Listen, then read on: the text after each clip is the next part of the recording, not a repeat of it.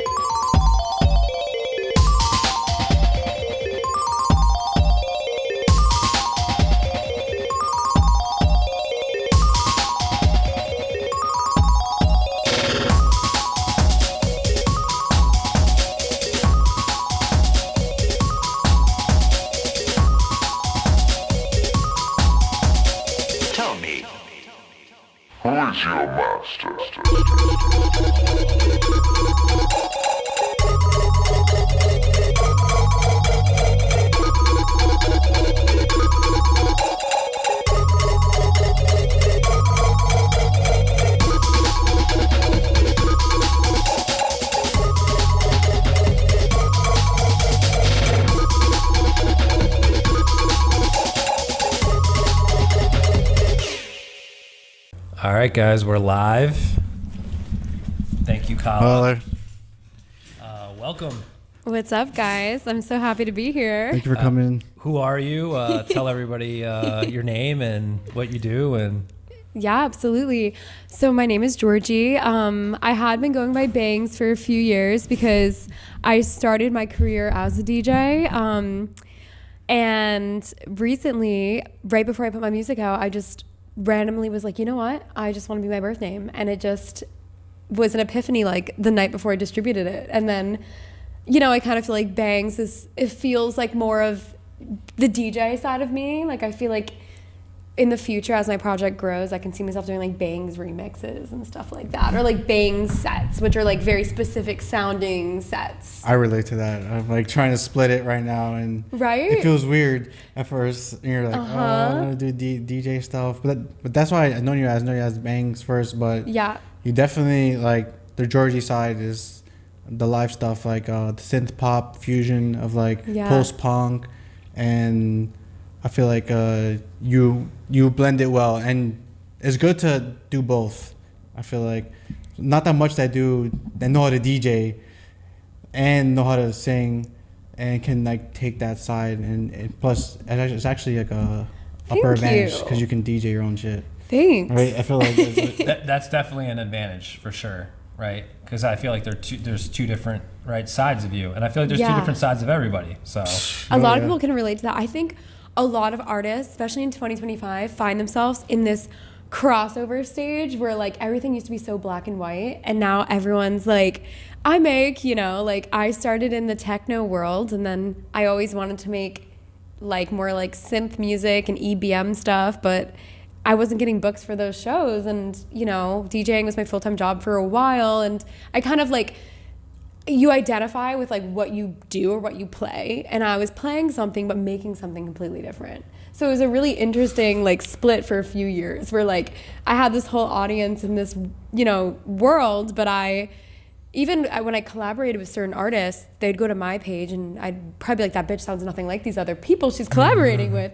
It kind of just happened. I just kind of fell into this sound that I was like, okay, this is cool, but I don't think it's fully me. How was last night? What were you doing live last night, or DJing, or both? Oh yeah, I was playing with my band last night. Oh, nice. So yeah, I've been on like this mini tour. So it started with Los Angeles, which was at Terragram Ballroom with Mr. Kitty. That was a really fun one. And then, so the previous singer of Lords of Acid, her name's Gigi Ricci, and she's doing her own project now. So we did a bunch of, so for my first show, I played with my band in LA. And then for all the other dates, I did DJ sets, like opening for Gigi. Oh, cool. And then this last show, because New York is was my home and where my band is, we did a live set. Oh, cool. So yeah, I'll be doing more like live stuff, but it all depends on like economics and stuff with like my band. That's pretty good. That's pretty cool that you play with Lords of Acid. I feel like I know them. They're like OGs in like the industrial techno world. Mm-hmm. I know Pump My Body to the Top. That's when I always play. That's like, it sounds like peak like rave, like industrial 90s music. Also, guys, like where do you guys want me to look? I know this is in the video. Oh, you look wherever. Like anywhere? Should I look straight into the camera? You can look at okay. us, you can look at the camera. Okay. You can look on the ceiling. Okay. You can close your eyes, whatever you want. want. I have this obsession. Anyone who listen, I only have like 2 interviews out there, but anyone who has heard them knows that I feel like I sound like a broken record at this point, where I am obsessed with 80s industrial bands and like electronic music in general. Like it's the only people it's the only people I want to be friends with and make music with, and I don't know why, that's like what I think is the best sounding shit. So name like 5 bands or groups that you really, really like. I would say I really like Nights Arab, Front 242, Skinny Puppy. Heard before. Depeche Mode is obviously a big fave. There's this side project from Al from Ministry called Revco, Revolting Cocks. I really like that project. It's actually inspired a lot of the stuff I'm making for the next, we'll get into album stuff later, but for my second album. What's the cherry on top here? I don't know how many I just named. I think you need a good amount. That's good. I didn't even know. I know Ministry. I'm bad with the 80s stuff. I'll be honest. You named a few that I didn't even know. Like, so I know the 90s stuff more for some reason. I don't know. Yeah. But I like the 80s sound because that's where like it. Yes. We were birthed from. I mean, there's still so much I don't know. Like my previous manager was like, clubbing in the 80s, and he would show me tracks, and I'd be like, oh my God, I feel like an idiot. How don't I know this? It has so many plays, and like I love this sound. How don't I know this? And then I would just, keep going down the rabbit hole and be like, oh my God, this is so cool. And like, Would you say that's your favorite decade, like for like listening to music? Yeah, I think so. I mean, I definitely have two sides of me, because when people hear me talk and then they hear my music, they're like, oh, this girl's really pop, for someone who like has those influences. Because I think at the same time, I think you're definitely, like, to cut you off, we were actually having this conversation before you came. You're definitely like on that line. Yeah. But you're not fully. Yeah, Which is good, because I feel like that makes like you a little bit more relatable, right? Yeah, you're like the blurred line between like alternative and pop, but also like there is not that much people doing anything with like post punk or goth aesthetics, and they just go fully into it. I tried, and I'm not that cool. Like, I wanted to be that cool, but I'm not. Like, because the way I songwrite is just not like that. Like, I've tried to do the cool reverb vocals and like and it just doesn't work for me. The monotone singing. It just doesn't work for me. But at the same time, I feel like what pop music is lacking is a lot. Well, for me, this is my opinion personally. Like, the instrument, like a lot of the beats and production in pop music is what I don't like so much. A lot of the hooks, I'm like, oh, I could get down with this, but it's like the production that I'm just not a big fan of, or the vocal production, like kind of the way it's just portrayed. I think a lot of people who don't listen to that kind of music could be really into pop music if. Like, the way I saw it was just, oh, like, what if the sound, like the vocal chain sounded more like, these bands that I like, or the production, but still add like some modern elements in there. A lot of times they'll take away like a grittiness that's in the alternative. Like, I heard this one song by Taylor Swift and this guy, what's his name, with tats on his face, Post Malone. Okay, and that shit sounds like synth wave. Like, but it's super light. It's more like they didn't fully go there. Yeah. Like you can hear like the elements of it, like the arpeggiated bass and the, but everything else about it is like more like radio mainstream pop. Yeah. It's always interesting to me. I'm always like, why did they do that? Because like it would be so easy to just like make the cutoff higher, or like just make the vocal like process a little differently. Maybe it's just people really like that. I mean, obviously pop is pop for a reason, but I don't know. I've always not understood that really. I also think because they're from a different world. Well, maybe Post Malone different. He comes from like metal and stuff. Yeah. But Taylor Swift, I don't doubt listens to like really like alternative industrial stuff. Yeah. Or I mean, it's a job for them, so they don't want to fuck up their fan base. That's true. That is true.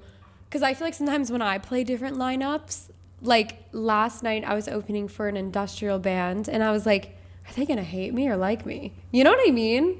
And then sometimes I wonder that, because I'm like, sometimes my old manager will be like, oh, you should go in this lineup, and I'm like, really? I feel like they're not gonna accept me there, because I feel like they're gonna think my music is too pop. There's like that whole thing. Is that like always a main concern for you? Like, are you always like when you put stuff out or when you perform, are you always like, oh, I wonder like what the reaction is going to be or what? Well, I think because I'm new and I only have 2 songs out, it's interesting to see what people gravitate towards. Like, my first 2 songs were even very different from each other. They were. Like, they were very different. Yeah. Extremely different. And right? the third song, the whole album, to be honest, the only thing that ties it together is my vocals and the story, because it's about a specific story. But the production, I find it limiting when I try to make it all into one thing. Like, if I made every song, like the dark wave, kind of retro wave song that I just came out with that night, it would be limiting for me. So I don't know, but the album all has those elements. Like, some of them will be like a little bit more industrial, some of them will be a little bit more synth wave, some of them will be a little bit more like synth punk, or like, pop rock, but it's kind of like they'll tie together. They're all tied together in a definitely. way. I'm curious what people are gonna think though, because I have no idea, because it's just my debut. Like, in my brain, I'm like, okay, I look at it like they're all so different. And we look at it because we're all musicians, like, oh my God, these, this production elements are different. But maybe to the average listener, I wonder, like, they'll just be like, oh, this sounds cool, or this is dark as well, or like, you know what I mean? Or this one's a little brighter, but they don't really tell too much. It's better for like certain people who listen who like know they don't know subgenres like us, and they just listen and be like, oh, I fuck with this, versus someone's like, oh, this is not post punk. Yeah. Like they really like the niche of it. Yeah. And they'll like, oh, I don't like this. I feel like it's better because you have a broader template to showcase people who don't know the difference between minimal techno and like industrial techno, and they just hear techno. They may just like, and most people go to the basement and fuck around. Like, I love all this shit. Which I love people like that because they're just actually there for what they feel, what they resonate with, which is cool. I feel like I have a little bit of that in me, but then as I'm making music, I feel like I got sucked into like the subgenre. I know. But then I'm like, but I was like, how can I make these two things like mesh, even though we're not supposed to? So let me ask you both of you a question, since we're talking about this. Do you like, when you're making music, are you like, before you go into a song or a track or an album or whatever it is, are you guys like, all right, this is the genre that I'm making and this is what I'm going for? Or do you kind of just like go like based off of like feeling and kind of just like whatever your mood is at that specific time? I always make one decision, which is this going to start with a guitar or a synth? Oh, cool. Because if it's guitar, I write very differently.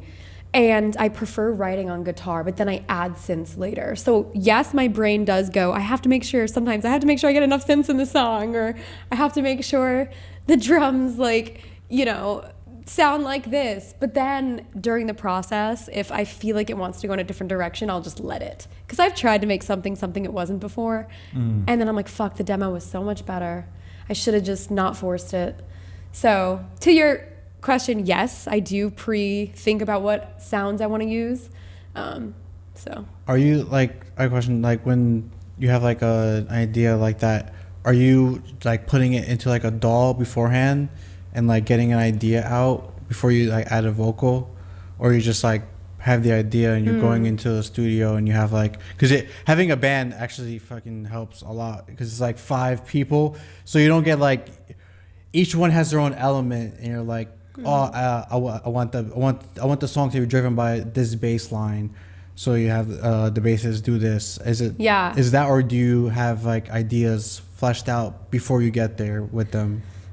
So I used to voice memo, like walking down the street and get like a melody and then bring it to the studio with the producer and be like, oh, this is the melody, let's shape something around this. That was the first year of songwriting. Lately, it's been the opposite, where I've been like, I really want to get inspired by some production.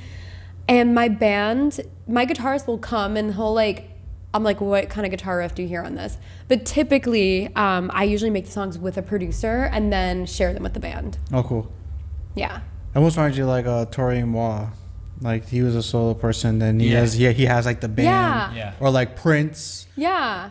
Because like I don't know how I would do it all myself. I really couldn't. Like I would be up there and like a lot. I don't really like, I'm very intuitive. Like I don't have any technical abilities like at all really. Like it's really bad. And I've tried to learn like guitar for years, and I know enough to get by, but I just the same. I just can't. Yeah. At least in this point of my life, I just can't. I love my guitarist, is amazing. I could never do what he does. You know what I mean? But think about like the style that you're making. It depends like what you want to do, but like it all derived from like guitars being in the cut. Yeah. Like they just like, we're just gonna do like, we do 3 things: post punk, literally simple, punk, like right after punk, and they're just like, I'm gonna have the bass do all the shit. Yeah. And just have the beat the whole time, like super minimal. So like that that actually like can be a strength in a way. Yeah, that is true. How's your music theory? Terrible. Yeah, same. No, it's you too, right? It's probably. Sorry. No, it's okay, guys. So I feel like you know about my anxiety, but like I have like crippling. I used to. I don't want to like cast this on myself. I used to have crippling anxiety, and sometimes when I DJ, I bop my head or like my body moves off beat because I don't connect to my body. That actually went away recently, but for the longest time I was so insecure about it, and like it's the weirdest thing. So like music theory, like I just don't know what's going on, guys. I just like hear things in my head and sing them, and I like how they sound, and yeah. I took music theory class 2 times, and I was like, I took it 10 times and I don't get it. Yeah, like after a while, I started like the teacher is like it's good to know like these basics, but at the same time, like I don't care like the difference between treble, bass, clef, and all this shit, and like how to write a thing on the whatever, and like it could help like if you want to get your ideas out quicker, but I'll be honest, I use like software and I get the key. And then I'm like, oh, what goes with E major? Let me see what goes with this. And then I just go and see if it meshes. Who cares? No one. Exactly. No one who's listening to the songs is like, how did they get to this? Like, how did this happen? And like, I think everyone could benefit from knowing a little bit of music theory for sure. But I feel like there's people who are just meant for that and people who aren't. I just feel that way. But I'm also like, can be extremely lazy sometimes. So that could be why I'm saying that. Would you in the future like pick up an instrument to like add to your live performances? Definitely bass. Yeah, bass is easier than guitar. And I also like feel like I have some cool like electric bass stuff in my songs. I'd be like, this would be nice. So my guitarist isn't like having to swap instruments and like, you know, be annoying. Yeah. I feel like I've seen a lot of people doing post punk in that realm. The bass is the frontman. Yeah, that's true. It actually drives the track in a way. Yeah. Whether it's ARP bass, like synths. Yeah.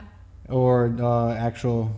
Or bass. a combo. Oh yeah, true. Sometimes you got a little combo going on there.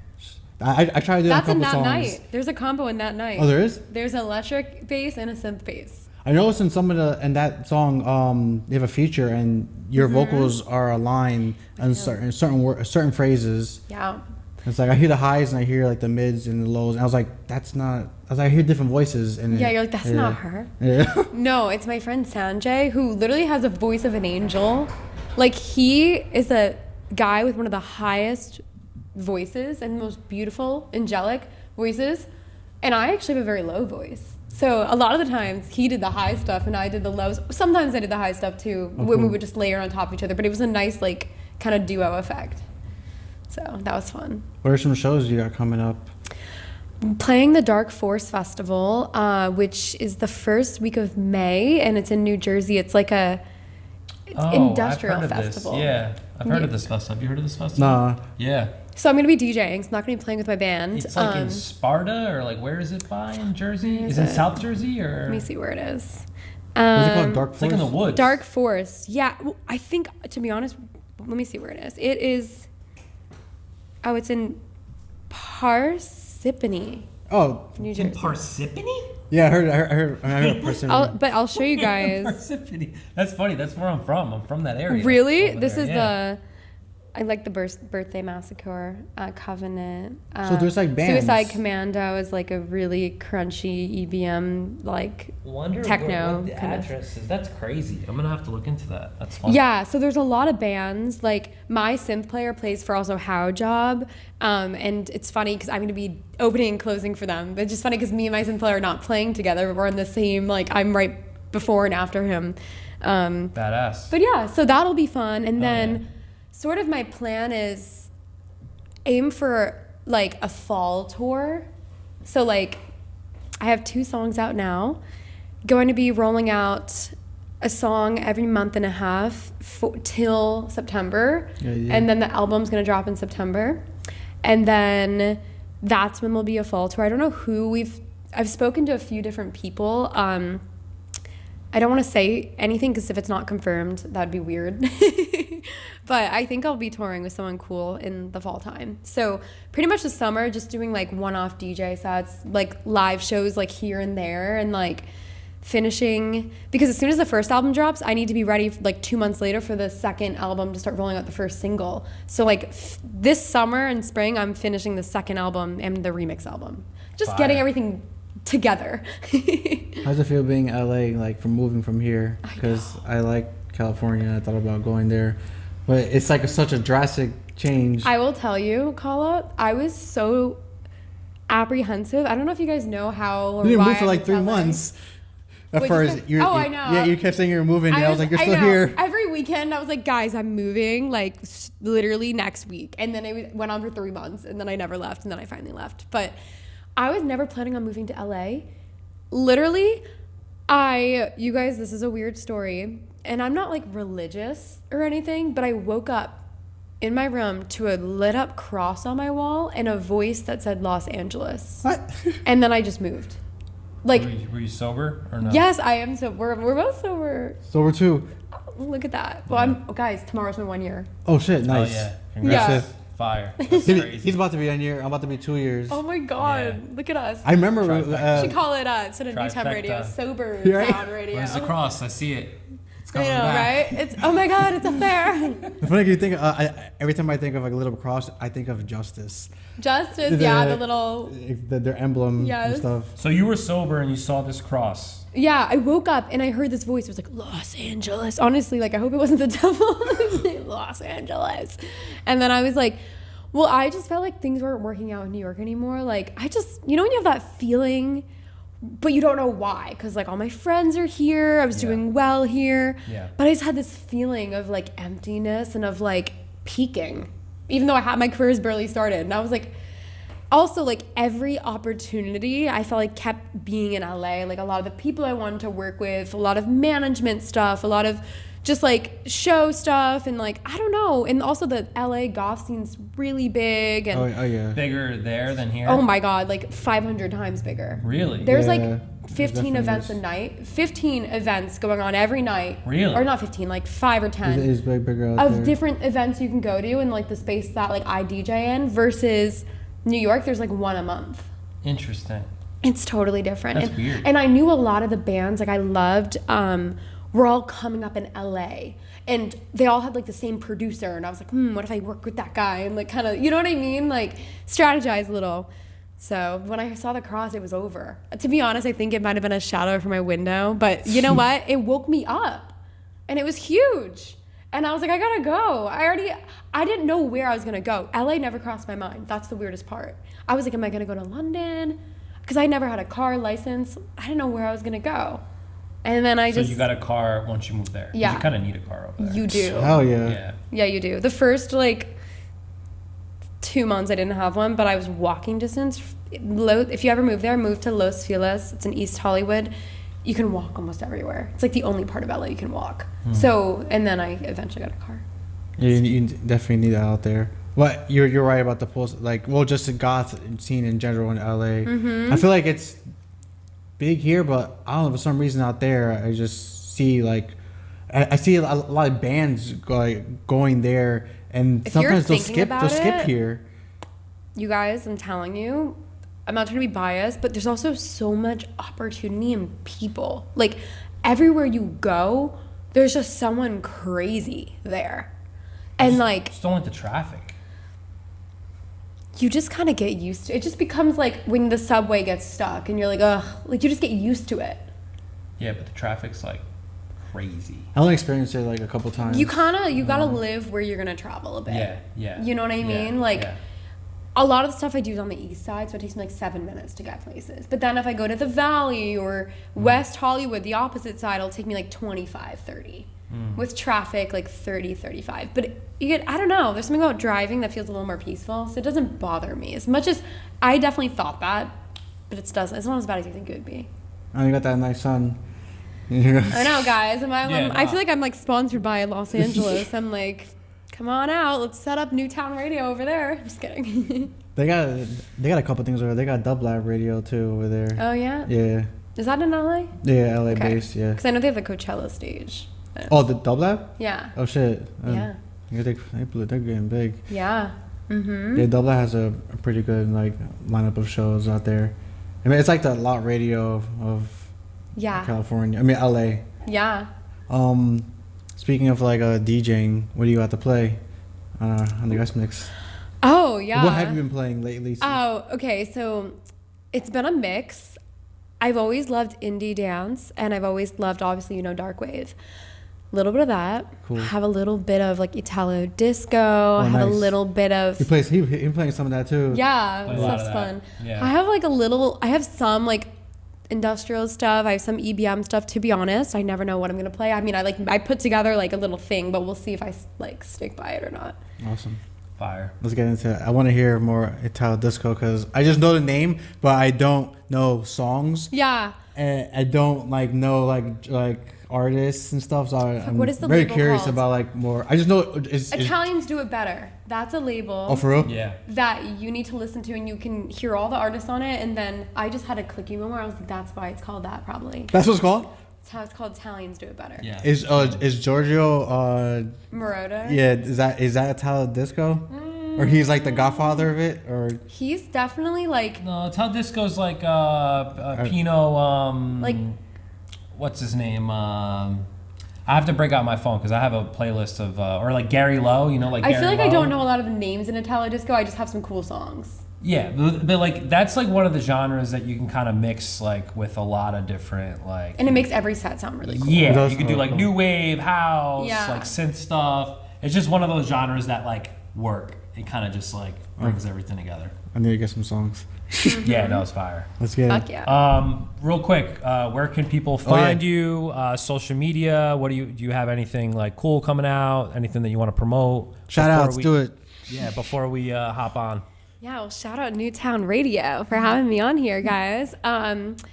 So my Instagram is Georgie Bangs, and my YouTube is Georgie Bangs. My TikTok is Bangs After Dark. What are my other platforms? My Spotify, it's an important one. It's just Georgie. And if you're trying to find me, just look up Georgie That Night, because that's my song that just came out.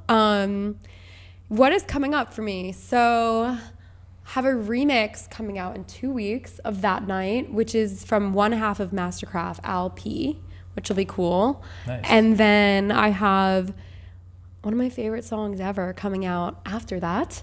The album, I think it's going to be like September 22nd or around there. I guess just stay tuned for some singles, an album drop, a remix album drop. Oh, and a music video series. Oh, cool. Featuring my friend who's a drummer for one of my favorite bands, and he's got the corpse face on. It's pretty cool. So I'm really just spoiling everything, but it's like a wedding, and I'm like blonde, innocent looking, marrying him, and he's like the face paint on. It's really interesting. That's funny. So yeah, that's kind of everything.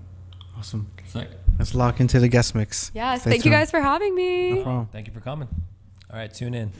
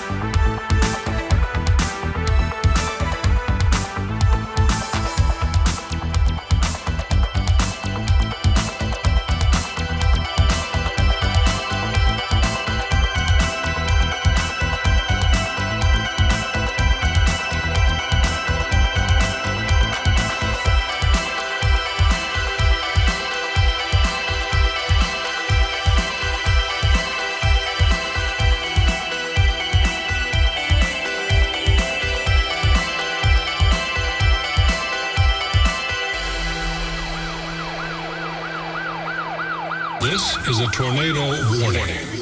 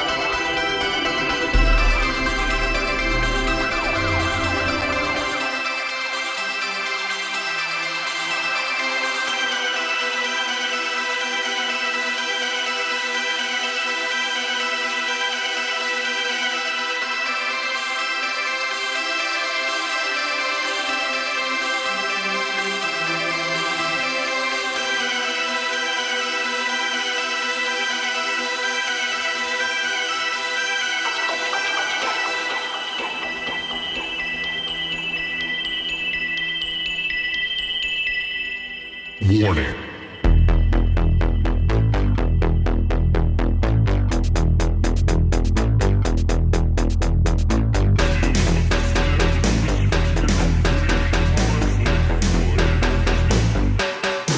Terrific.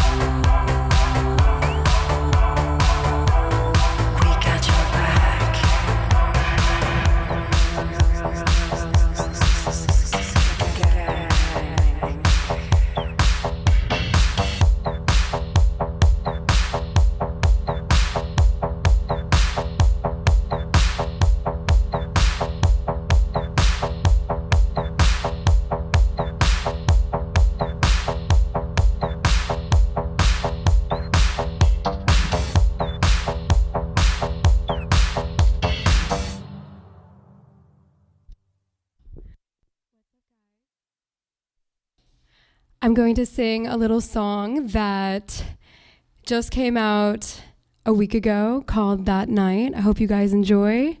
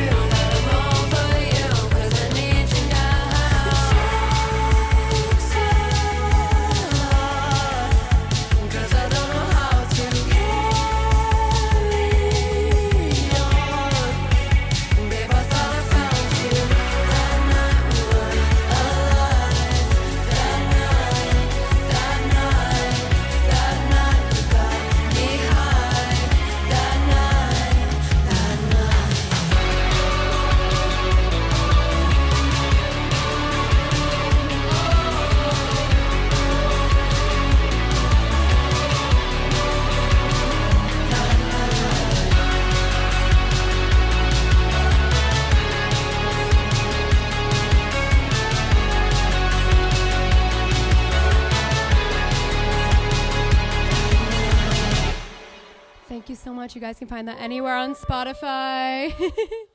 I'm going to end with one final song tonight by Light Asylum, who's one of my biggest inspirations in this industry. Here we go. Dark Alleys.